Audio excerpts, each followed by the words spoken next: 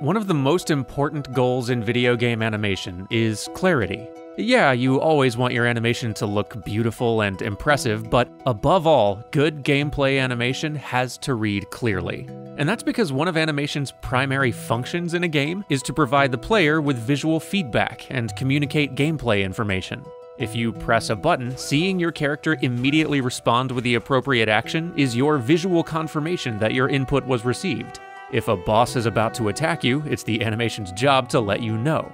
But sometimes, character animation just isn't enough to get you that clarity you need, especially when there is a lot on screen that the player needs to be paying attention to, and your player character happens to be so very small. In situations like those, the character animation might need a little bit of help. So let's talk about that. My name is Dan, and welcome to New Frame Plus. Today, I want to look at the animation of the player character in Hollow Knight, whom I will henceforth be referring to as Bug Knight.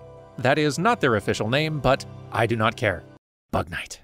This topic was requested by 3 of my patrons, actually: Francis Lord, Bluesparks, and Jochem Kuijpers. And the 3 specific animations they requested I look at, by pure coincidence, happen to share something in common. Every one of them highlights the value and functional importance of effects animation.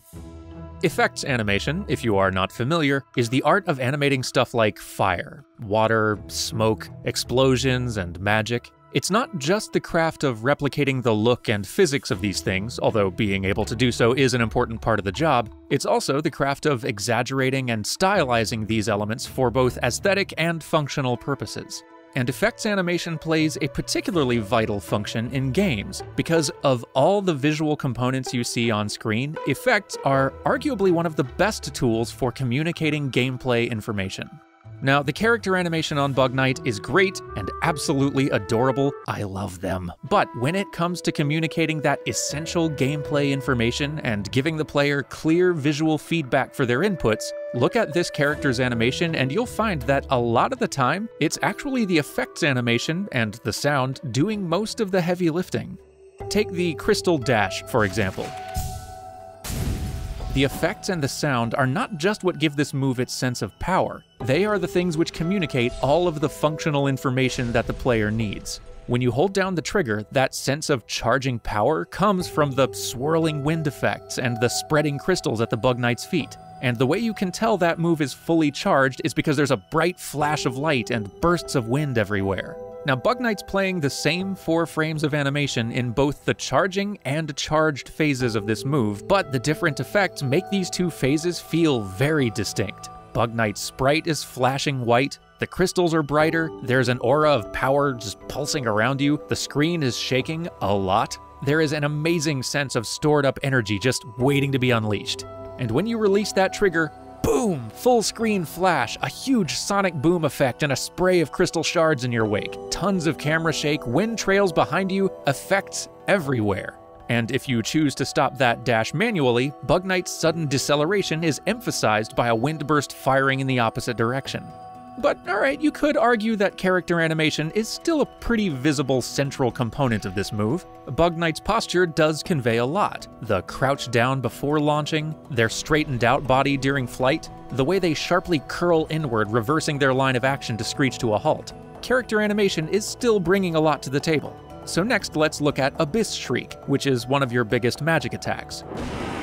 Bug Knight's movement here is still an important component, but only for the first handful of frames. They curl up into an anticipation pose, looking like they're about to unleash something, and then they suddenly turn into this tiny, angry little abyss monster with flailing black tendrils, which looks very cool, but it's honestly kind of hard to notice that detail in the moment on account of the enormous magical explosion shaking the screen. It starts with that initial burst of force, and then the expanding splash of shrieking abyss faces that all feel just slightly out of focus.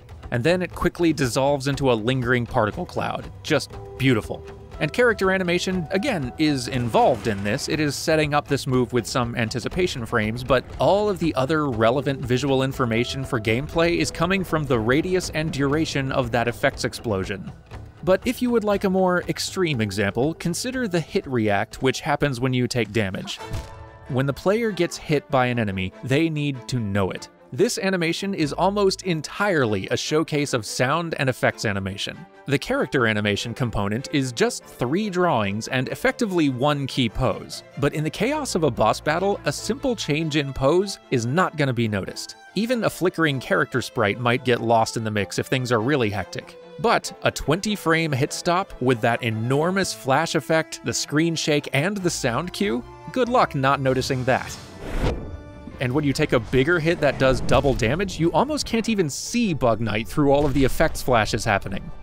Again, I'm not meaning to downplay the importance of Bug Knight's character animation. The tilt of their mask and the changes in their line of action help to sell so many of their movements. But if you took the effects animation and the sound out of these moves, they would not feel powerful. Heck, half of them wouldn't even read. Look what happens when I take the sound and effects away from just the basic attack. It doesn't even look like anything anymore. Hollow Knight is an exceptionally good showcase for just how much good effects animation can do. In the heat of combat, you're probably only going to be tracking Bug Knight in your peripheral vision because you've got hazards and enemies to worry about. But you still need that visual feedback for your inputs, that clarity, that knowledge of exactly where your weapon is going to land, of how close that crystal dash is to charging, of how bad you just got hit.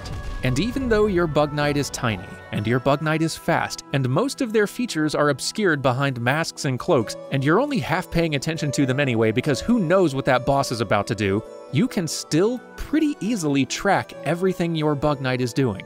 That right there is some solid effects animation. Can I just say I love this game? There is so much great stuff to talk about. I only recently tried it for the first time over on our sister channel Playframe, and now it's one of my favorite things. I'll link to that playthrough down in the description if you're interested. But yes, big thank you to Francis, Bluesparks, and Jochem for giving me an excuse to study the animation in this game some more. If you would like to suggest an animation for me to analyze in some future episode, then consider supporting the show like all of these higher beings. Thank you for watching, and I will see you next time.